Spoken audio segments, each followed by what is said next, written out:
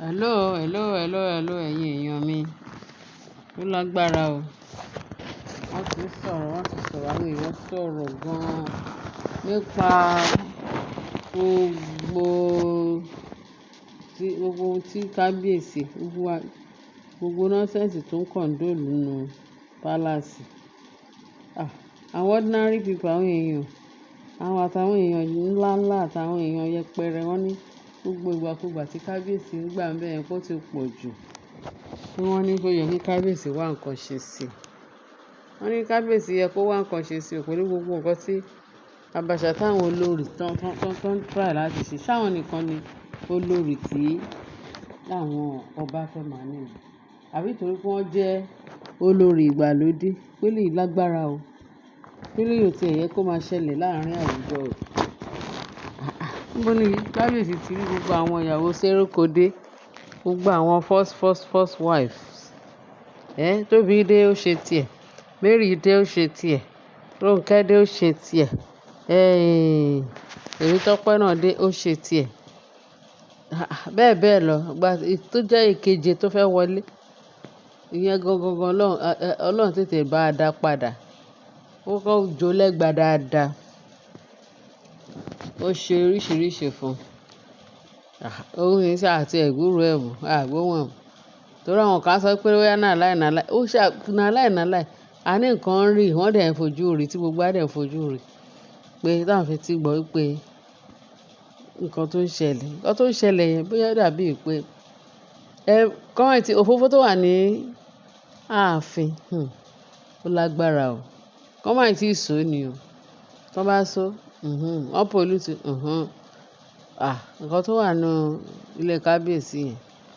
Most especially àwọn ìyàwó rẹpẹtẹ tí kábíyèsí lọ kó jọ. Àbùkù ńlá ni fún pálásì Ọọ̀ni.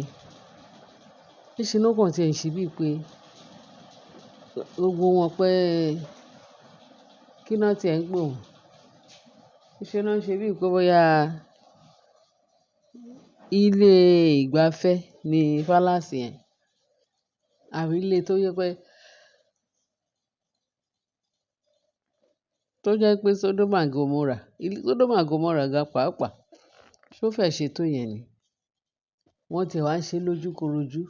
Oríṣìíríṣìí ìṣekúṣe nǹkan tí ò yẹ kó máa rí, kó máa gbọ́ láàárín àwùjọ. Wá jẹ́ pé wọ́n ṣe nílé kábíyèsí. Kábíyèsí tó jẹ́ pé first class ọba, standing sort fún gbogbo Odùduwà. Nǹkan táwọn ìyàwó yẹn ṣe. Ṣé ẹ ti rí ìtàn wọ́n pè ní Mariam? Ọlọ́run o. Ó ní òun first wife, òun nìkan wọ́n ní ẹni tí Ọlọ́run ò dùnnú tó ń lá yẹn. Òun lọ̀rọ̀ ti Mariam. Ó ń pe rẹ̀ pé òun ni first wife. Níbo ni ká wá sọ ti Queen Naomi sí? Ẹjọ́ wa ń ṣẹjọ́ wọn ni.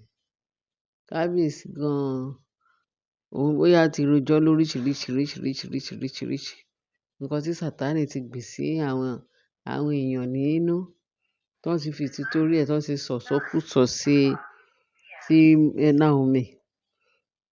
Ṣé ó wá tó ti ìyá ọba, orogún ìyá ọba? Wọ́n níyẹn ìyàwó bàbá kábíyèsí, ìyàwó bàbá Parọ́pò. Wọ́n máa ròyìn nǹkan tí woman yẹn pa ní ààfin yẹn.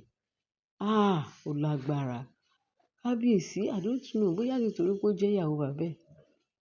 Àti ẹ̀ rí pé kábíyèsí tiẹ̀ dá sọ̀rọ̀ ẹ̀. But wọ́n ròyìn bó ṣe ń kó gbogbo oríṣìíríṣìí wá sí ààfin kábíyèsí, tó pollute gbogbo ìyàwó, bó ṣe ń wọlé, wọ́n ní tó tiẹ̀ ṣe tó ṣe kọ́kọ́ ṣe fún Naomi, òun ló lọ lọ́ọ̀kan. Ká má sì sọ pé bí àwọn tuntun yẹn tún ṣe ń wọlé, ó tún bẹ̀rẹ̀ wèrè pẹ̀lú wọn. Bó ṣe mú wọn lọ sí ilé olóògùn ló mú tágbájá tó forí gbárí fún gbogbo wọn. Ó ń forí ara wọn gbára wọn. Ṣé a máa sọ wípé ó fẹ́ fi bàbá rọ́pò lẹ̀ kó lọ fẹ́ kábíyèsí? Ẹ rí pé ó ní jábàjábá ni woman yẹn. Mo sorry láti sọ, because ó ń disturb kábíyèsí wa. Tí ìyá kábíyèsí bá wà láyé, ṣé irú eléyìí máa ṣẹlẹ̀? Ó ń disturb kábíyèsí wa. Ìkà èèyàn. Wọ́n dẹ̀ ròyìn pé ó ń kà, ó ń kà, ó ń kà, ó ń kà. Wọ́n ròyìn gbogbo iṣẹ́ ibi tó ṣe ní ààfin yẹn. Wọ́n ní èyí tó tiẹ̀ ṣe fún Naomi ó lágbára. Gbogbo nọ́nsẹ́ǹsì tí ọmọ yẹn rí ní ààfin tó fi kúrò. Wọ́n pọ̀ o, àfọwọ́sowọ́pọ̀. Tó bá jẹ́ pé kábíyèsí ti realize pé ó yẹ kóun fa Naomi mọ́ra. Tọ́lọ́run ti tú gbogbo àṣírí tó wà ńkọ̀kọ̀ tí gbogbo wọn tú tán fẹ́ tarnish kingdom Ọọ̀ni of Ifẹ̀. Tí ó bá jẹ́ pé Ọọ̀ni gan pàápàá ó jẹ́ ẹnìkan tó dirẹ̀ mú tọ́lọ́run gbéga, tọ́lọ́run dìímú dáadáa pé yes, tó fún lẹ́bùn láti wá sílé ayé láti wá ṣe rere. Tó tún wá fún ní obìnrin kan tó tún jẹ́ pé òun gangan lọ́lọ́run dá mọ́ kábíyèsí. Tí ò bá jẹ́ bẹ́ẹ̀, ṣé ẹ feel pé gbogbo àwọn rádaràda tí Sàtánì rán wá sí ààfin yẹn, ẹ mọ̀ pé Ọlọ́run ò jẹ́ kán rí ṣe because of wọ́n lọ́lọ́run. Naomi lọ́lọ́run. Ọlọ́run tó níyẹn, òun ni Ọlọ́run fi rán Naomi wá sáàfin láti wá deliver kábíyèsí. Gẹ́gẹ́ bá ṣe gbọ́, Ọlọ́run rán wá sí ààfin láti wá dúpẹ́, láti wá welcome kábíyèsí. Kì í dẹ̀ ṣe pé bóyá ó dédé wá, ẹ ṣáà mọ story yẹn. Bí Naomi ṣe wá sí kábíyèsí láti wá everybody tó wá ń welcome. Tí kábíyèsí kàn rí báyìí tó ní ẹ jọ̀ọ́, má kọjá mi olùgbàlà. Òun lórí àkúnlẹ̀bọ lọ rán Naomi pé kán lọ pè wá. Òun ló fi di ìyàwó. Ọlọ́run, that is God sent. Òun ni Naomi fún kábíyèsí. But àwọn òpè, àwọn èèyàn bí èṣù téṣù bí èèyàn tọ́lọ́run kọ́ mọ́ kábíyèsí gbogbo wọn. Wọ́n wá nọjú náà ń garùn. Wọ́n fẹ́ fi èrú gbàbùkún. Ẹ rí bọ́n ṣe ń kàbùkù. Tán kàbùkù gidi gan láàfin. Bí Mary ṣe ń kàbùkù ni Tóbi ń kàbùkù. Èmi gbọ́ pé wọ́n ní kábíyèsí fẹ́ pé kán dá owó, ó tiẹ̀ try, wọ́n ní kó dá owó orí Tóbi padà fún òun. Kó sọ fún àwọn elder pé kán lọ gba owó òun padà. Pé òun ò ṣe mọ́. Òun ò ṣe mọ́ lórí Tóbi. Wọ́n ní Tóbi o, pé kó páàkì gbogbo ẹrù ẹ̀. Èní la gbọ́ yẹn. Wọ́n náà ní kó páàkì gbogbo ẹrù ẹ̀ pátápátá. Wọ́n níbi tó ṣe wèrè dé ó tún ṣí fìlà lórí elders àgbàlagbà tó tóbi lọ́mọ ní ààfin kábíyèsí pé wọ́n nílé ní pé kì í ṣe kékeré. Bó ṣe bú bàbá yẹn tó bú bàbá yẹn tó bú bàbá yẹn, ó kù díẹ̀ kó gbá bàbá yẹn létí. Ìyẹn elder kan tó wà ní ó dẹ̀ ṣí fìlà bàbá yẹn. Ó wé mọ́ bàbá yẹn lórí. Ẹ rí pé yẹn ti gba course. Wọ́n ní bí kábíyèsí ṣe pe ọlọ́pàá pé kán wá bundle kíní burúkú kúrò náà. Wọ́n ti arrest ẹ̀. Wọ́n ní tó bá lò pé ó di ìjọ́ kejì kó tó dé. Pé kò tiẹ̀ mọ̀ pé kábíyèsí kò lọ ti lọ pe ọlọ́pàá. Ibi tó ti fura pé tí kábíyèsí lọ sẹ́gbẹ̀ẹ́ kan tó lọ pé wọ́n ní kábíyèsí ò lè fọwọ́ kàn. Wọ́n ní kábíyèsí raise ọwọ́ tó fẹ́ nà pé kí ni òun fẹ́ nà lára eléyìí. Tóun bá ní kóun fún ní bùgbàtí yẹn pé ó máa dákú ni. Kábíyèsí ya tètè fi í lẹ̀ ló lọ pe ọlọ́pàá fún. Wọ́n bọ́ ọlọ́pàá ṣe dé, wọ́n bundle ẹ̀ sínú mọ́tò. Wọ́n ní ó di ìjọ́ kejì kó tó dé. Wọ́n ní àtòun àti àwọn ìbejì tó mú wá pé kán páàkì wọn, wọ́n máa lọ o. Òun ò ṣe mọ́ o. Tí ọmọ bá dàgbà, tó bá gbà pé ó fẹ́ ṣe, wọ́n gbọdọ̀ dé iwájú ààfin. Bá pé ó sọ pé òun lòún lọ́mọ. Wọ́n ní because tó kárí pé kábíyèsí ló lọ́mọ. Wọ́n ní because àwọn ọmọ yẹn ti pé 6 months kan tó gbé wá sáàfin. Nítorí in the name pé wọ́n ní wọn ò gbọdọ̀, tóbìnrin bá ti lóyún òun láwọn ìyàwó kábíyèsí pé kán gbé lọ sí ilé ẹ̀ ní ibi níta. Tó bá bímọ tán kó máa padà sáàfin. Wọ́n ní tọmọ tìyẹn. Wọ́n nígbà tán bí story yẹn pọ̀.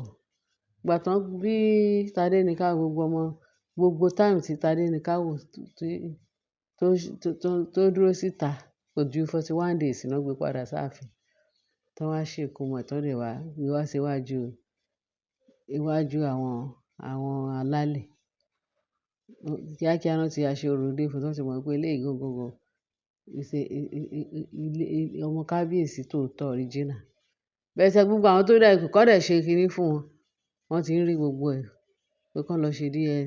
Wọ́n ti ṣe, wọ́n ròyìn, wọ́n ní idà àbí láti kinní kan idà sword, ancient sword, wọ́n lóun ló ń lé wọn kiri ní ààfin ńsìn.